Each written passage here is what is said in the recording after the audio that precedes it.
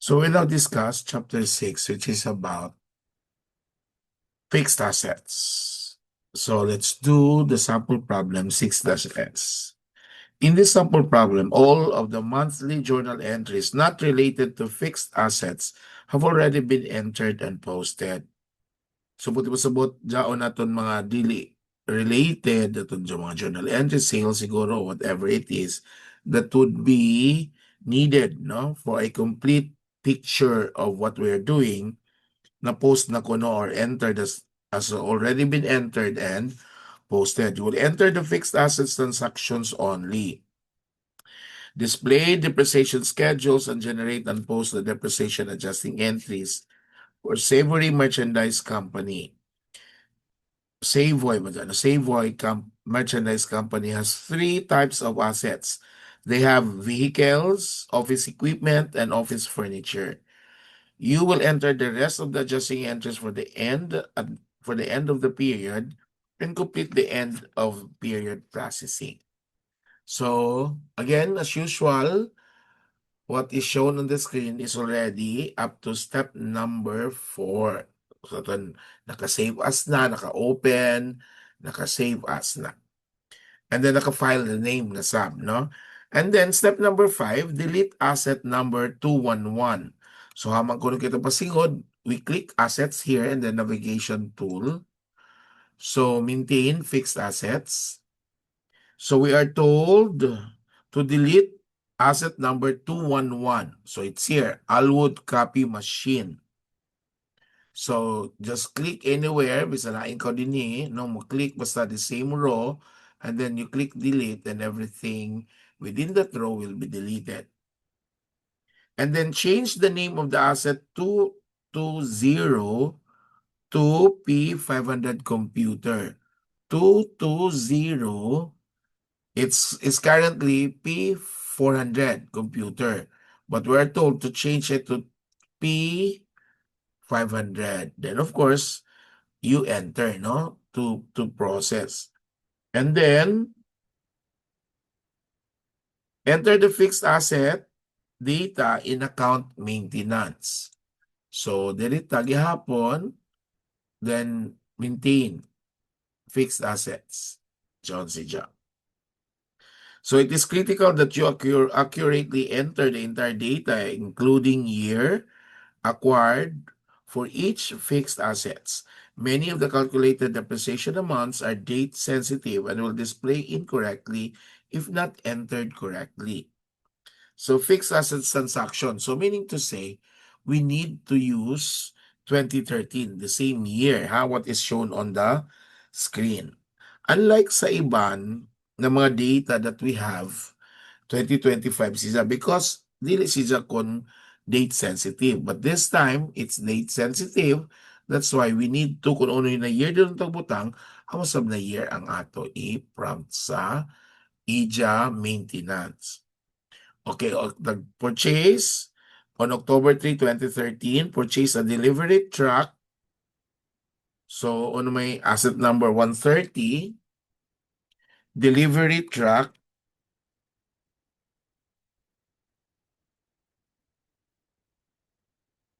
The date is 10/03/13. And then the depreciation method is straight line. So diririta click SL. Estimated useful life anita is 5 years. Then SL, straight line, then useful life is 5 years. Salvage value is 2,000. And its cost, original cost is 17,250. And then click, then accumulated depreciation account is 1511. And then depreciation expense account is 6130. Okay. Then SL na, then enter for the next. Okay, next is same date again, but what is purchased is Z10 copy machine. So the date is 10/03/13 kay because kung ano man ko date gajud to last na tag-enter amora subsundo ni system, no? So 10/3/013 o 2013. So correct na si Ja. Useful life, it's 5 years. Original cost is 2,995. Salvage value is 335. Whereas each depreciation, accumulated depreciation account code is 1521.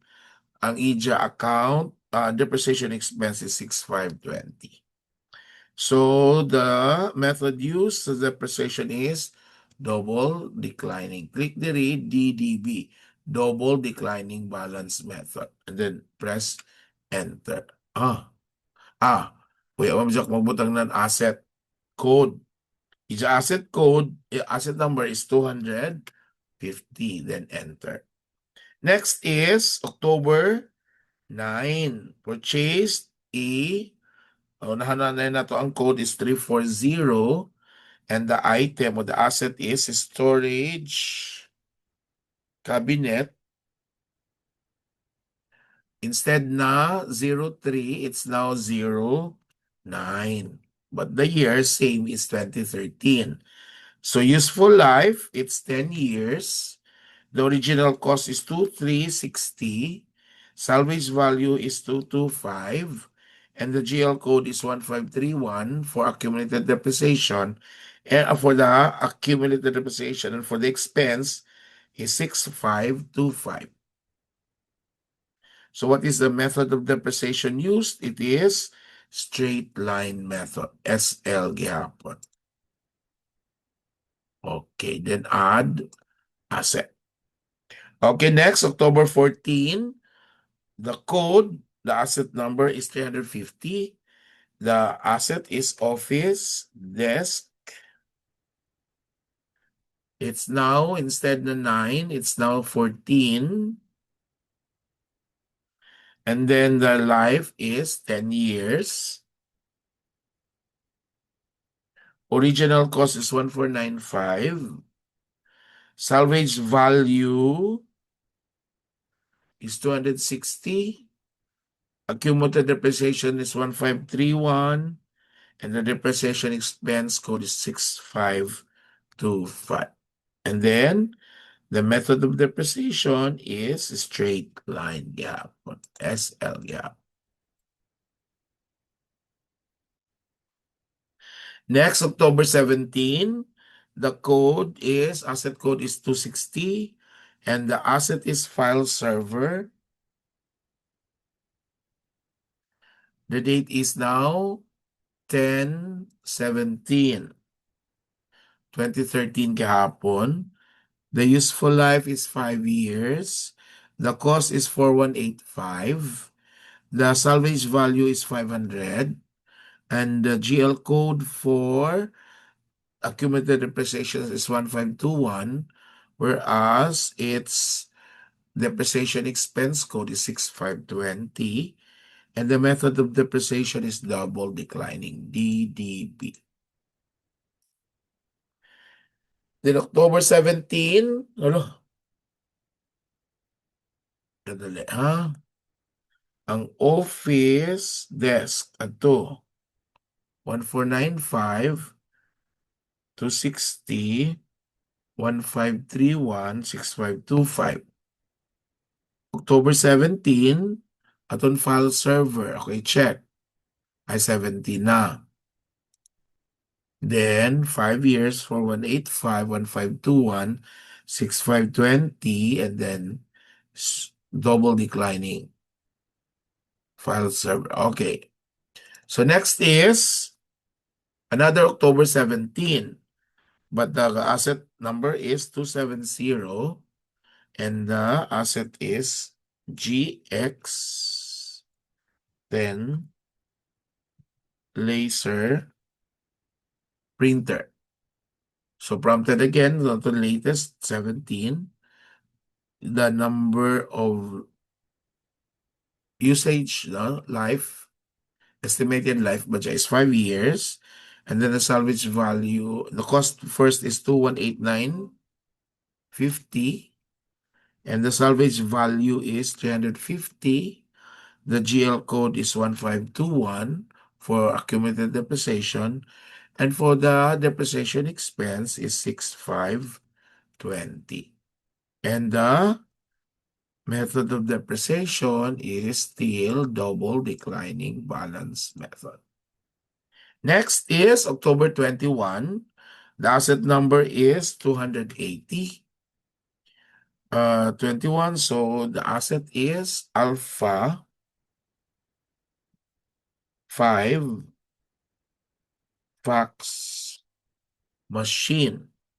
The date is October 21. So estimated life 5 years, and then cost is 3,899. Salvage value is 400. GL code 1521. And for accumulated depreciation and for depreciation expense, 6520. And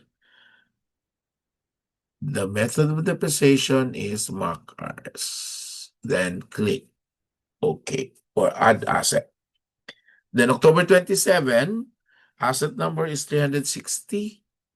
Asset name is Security Vault. 1027.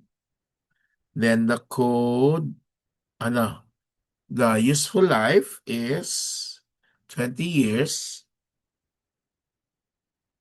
The original cost is 5,975. The salvage value is 450. The GL code is 1531 and 6525 for depreciation code. And then for the method of depreciation, it's still salvage on a straight line method. And then you click add asset or enter will do, no? So we're done with fixed asset transaction or step number 7 process. And then we do step 8. Use the general journal to enter and post the following assets. So buti pa sabot ato pa siya isa-isa aside from we've done it already there in the Tunisia maintenance. It's only for the purpose of recording them sa aton i-record aton mga i-systemize, mag-generate ng system na ninja depreciation, no? Expense and accumulated depreciation expense. So, general journal, balik ta sa journal, then we enter all the transactions that we have just purchased, no?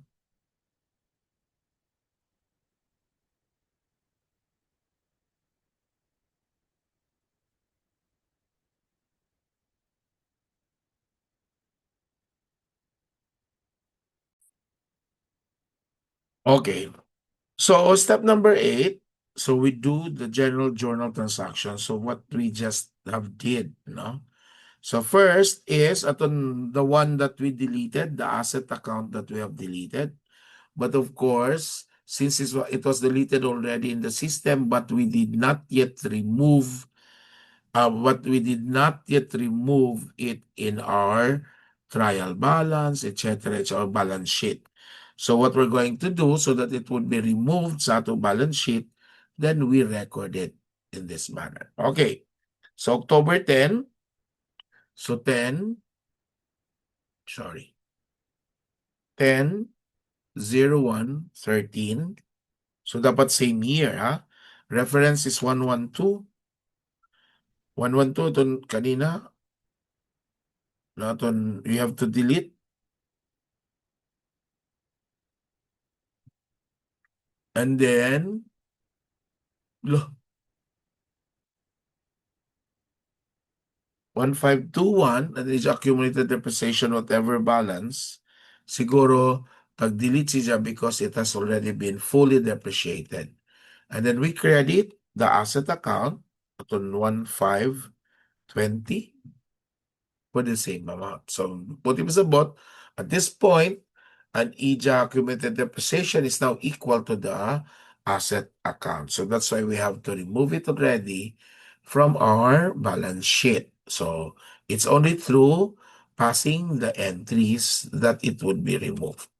So do not forget to press enter so that it would change its color to yellow.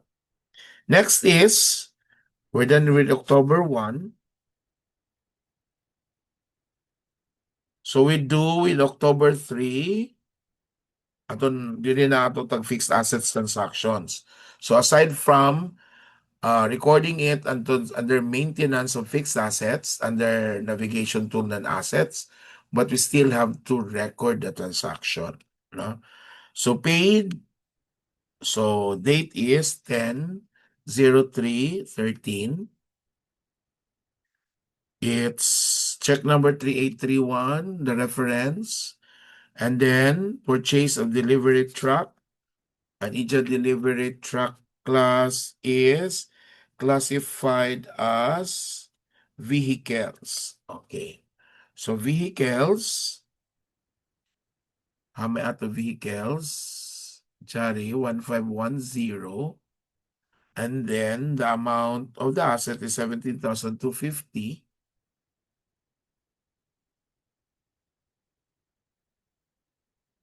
And then credit to, of course, cash, no? 1110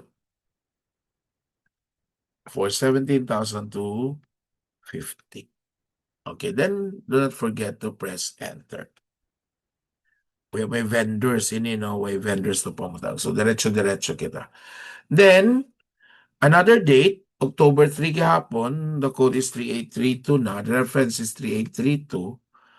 And since it is a copier machine, then it is an office equipment. So the code for office equipment is 1520. So atong kaina, ato natutayin ko, di ba 1520 an EJA accumulated depreciation account, atong asset, no?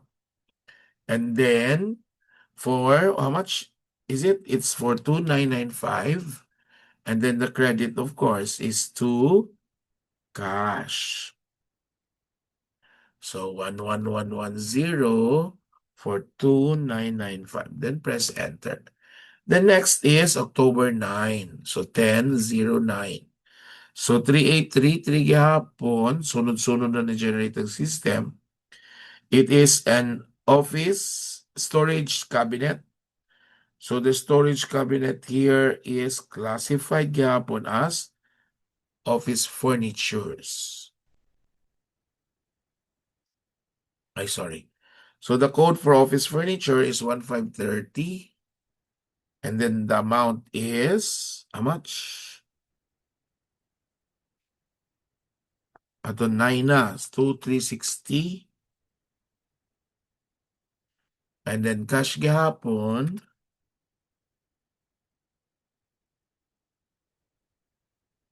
2360. Then press enter. Next is to record the transaction on October 14. So kung na to tag-enter ka ina sa fixed assets, amo na sa ato enter sa EJA journal. So 10, 14, 13. So 3834, office desk. So office furniture gihapon. So we simply copy the code, office furniture 1530 for how much? It's for 1495. Then credit to cash, copy rin gihapon sa taas, 1495. Then enter. Then October 17, 1017, 3835, file server, it's now an office equipment. Okay, office equipment is 1520, and then for the amount of 4185. Then credit to cash gihapon, 4185. Next is October 17, 3836, correct na.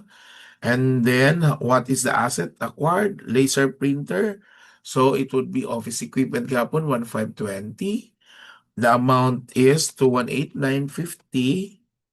And then, credit to cash, 218,950.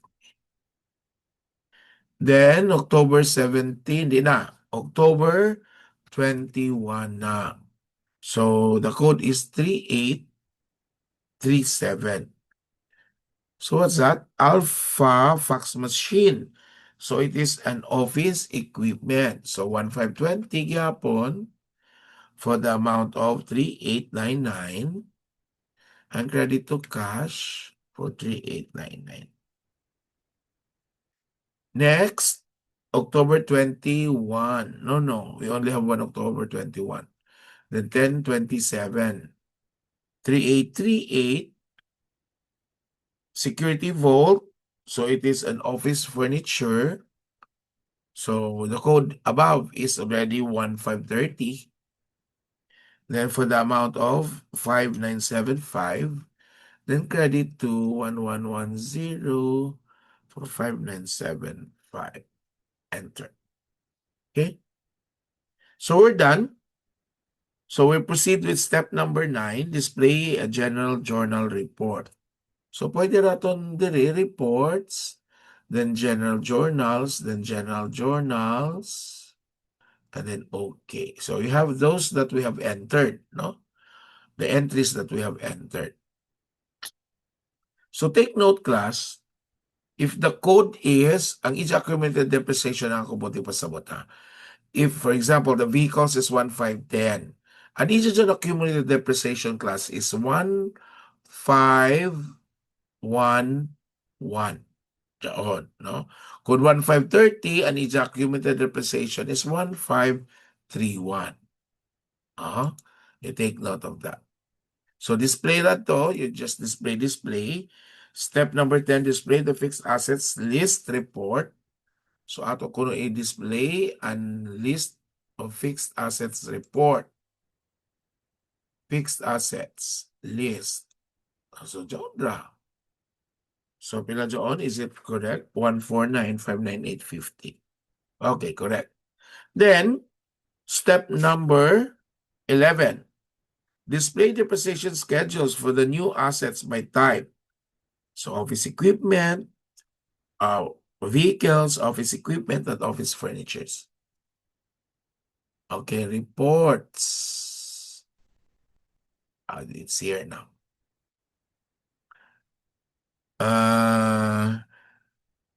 Chose fixed assets, and then to fixed assets.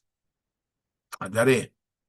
Chose fixed assets sa reports, then depreciation schedules, and then we have there display the list, then click OK when the depreciation ana ba na siya class. Okay. So, let's say if you want to click, then okay na siya class. Then, you have it there. No?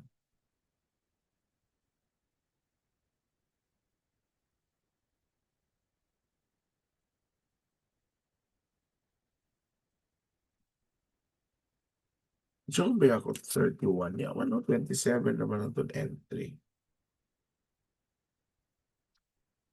Tingay ako kadya o may ija. Dali ha.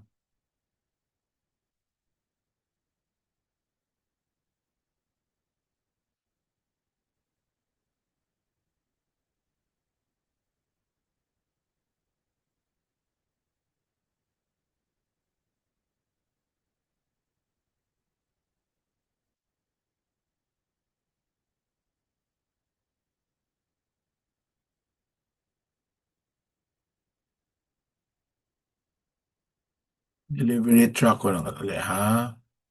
Let's check on the delivery truck. Then, delivery truck. Okay. Okay. Pareho siya class. Okay. Next is step 11.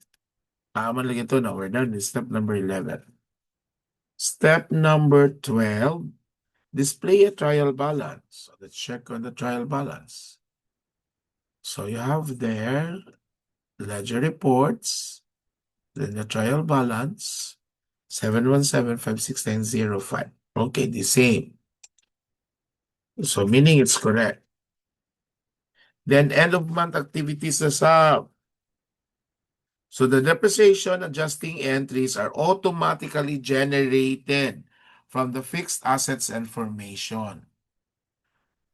The rest of the adjusting entries must be entered separately into the computer. Savoy Merchandise Company recorded the following adjustment data for October.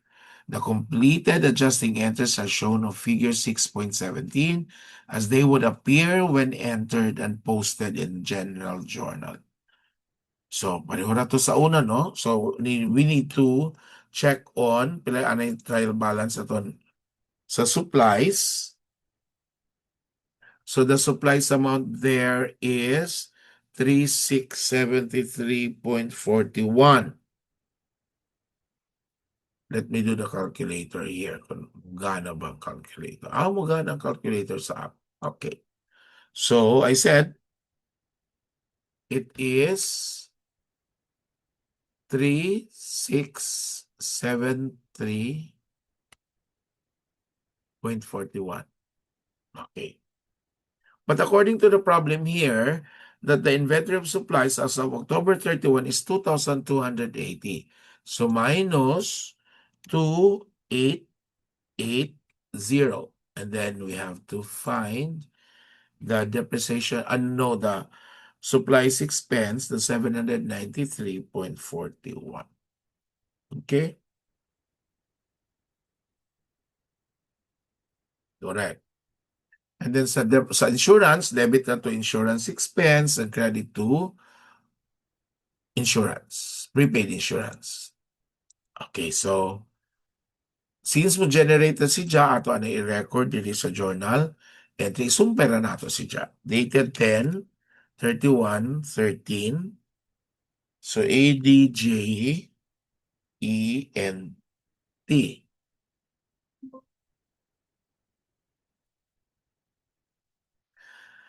So debit to insurance expense 6550 for how much is the amount? 340 kay amo na may expired.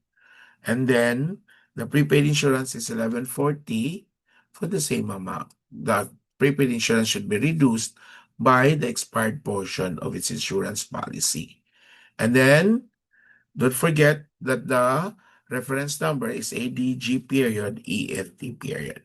Okay, same date, but now we prepared the adjusting entry for the supplies. So debit to supplies, that is 6140. And the answer, as kanina, as I've said, it's 793.41. Ton, di na ko tagkuha aton sa trial balance minus the one that is given in the problem, no? So 79341, then credit to supplies, which is 1150 for 793.41. Then enter. Okay. So generate, next step number 2 sa end of month activities. Kanina, aton step number 1 was just sa end of month activities. Then generate and post the depreciation adjusting entries. Click the asset navigation, diri na click. And then click on the depreciation adjusting entries, diri. Generate the monthly depreciation entry, adjusting entries, yes. Make sure na pareho kita answer kay because otherwise, it won't give you the correct answer. Hala, kaya ako sadyo.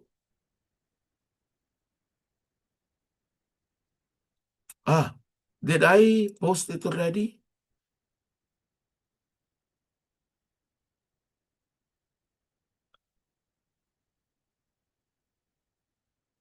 Lahi man ija.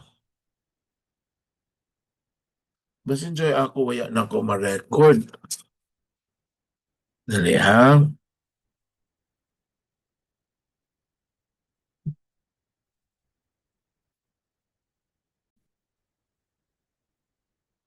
Okay, class kanina, what I have shown to you was erroneous when I checked what was the difference because in my computer mga class, what I'm using here is version 7. But, di ba, ang ako, nag-discuss sa Ijo, ang ako book is already version 8.